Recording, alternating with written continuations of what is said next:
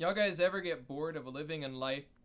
Say, so do I. All I'm saying, people in the medieval ages, they got shit done. They did shit.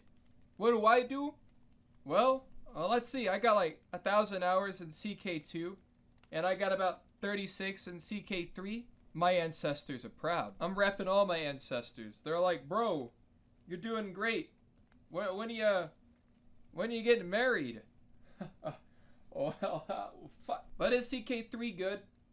Yeah, it's pretty good. I mean, from what I played, I'm recording this pre-release, so from what I played, it was good. I don't know the popular consensus. All I know is I wasn't bored, and I liked the characters in the game. In Crusader Kings 2, I didn't really care about any of the characters. I was more just like, bro, I hope my succession laws don't act up. Ha ha ha ha. But in CK3, all the good successions are locked behind advancing in culture. For most cultures in the game, you're not going to get good successions. You're locked with the one that makes sure that all your titles are split up evenly. And if they're not, it'll create titles to give out. So, yeah, it's going to start giving out kingdom titles. And there's no way to stop it.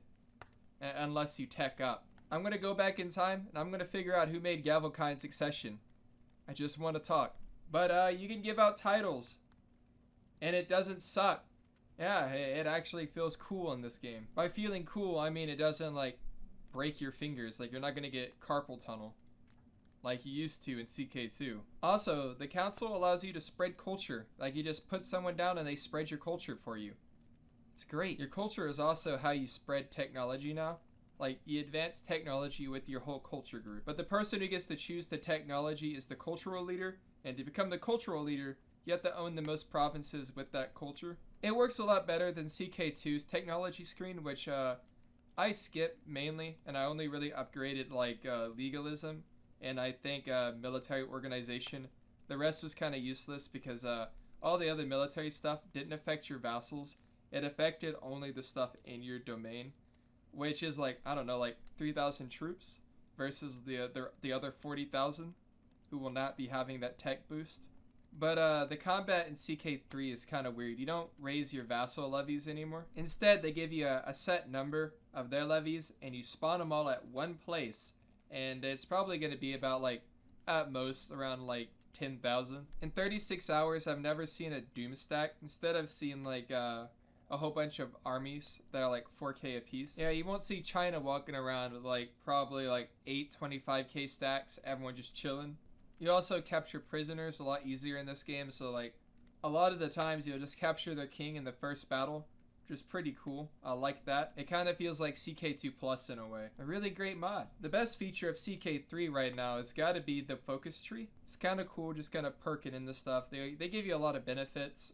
Some are definitely better than others, but it's a lot better than how it was in CK2. The traits work a lot better here too. They kind of change how the AI acts, their personalities based on the traits they own. And now whenever you marry and have kids, they actually inherit your genetic traits. I swear in CK2 that shit never happened. A funny story though, I did run into, I guess, a glitch. I don't know. Genghis Khan spawned in, but he was feudal and couldn't become the Great Khan, so he couldn't get his event troops. It was kind of weird. But not having nomads in the game is also another weird thing, because like there's just like a power vacuum in that corner of the map, and I've never seen them like accomplish anything. They just kind of sit around. Also, there's no merchant republics, but I guess merchant republics and nomads will be added in at a later date. I know a lot of you guys already knew that they weren't in the game, but I thought I'd just mention it just in case. They're also missing a lot of start dates. There's only 2 this time.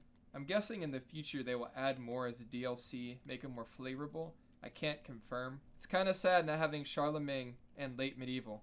Late medieval is kind of cool because you skip all the succession laws. You don't get any of the stupid ones. Also, all your buildings are like built already, so you get like a lot of troops from your dements. It's just kind of sad not seeing it in CK3. A downside, I will say, in a game called Crusader Kings 3, the Crusades are kind of lacking. There's not a lot going on here. It's like CK2 pre-Holy Fury. It's kind of strange. But on the bright side, Prestige is actually worth something now. You can actually level up your dynasty and get perks, which I actually find really cool. In CK2, you just kind of gathered Prestige because that was the score, but no one really cares about the score in the game. Also, they remove boats, so when you go into the water, your troops turn into boats. They're transformers. They save time and they save money. And now your troops can just raid. Instead of storing money on the boat, they store money on their person And if they get attacked and they lose, you lose your money while raiding. It's just something you have to be careful about. All in all, I think the game is pretty great. It's a good game. It's a different game from CK2, which, I mean, that's a good thing. They didn't just copy the game and make a new one,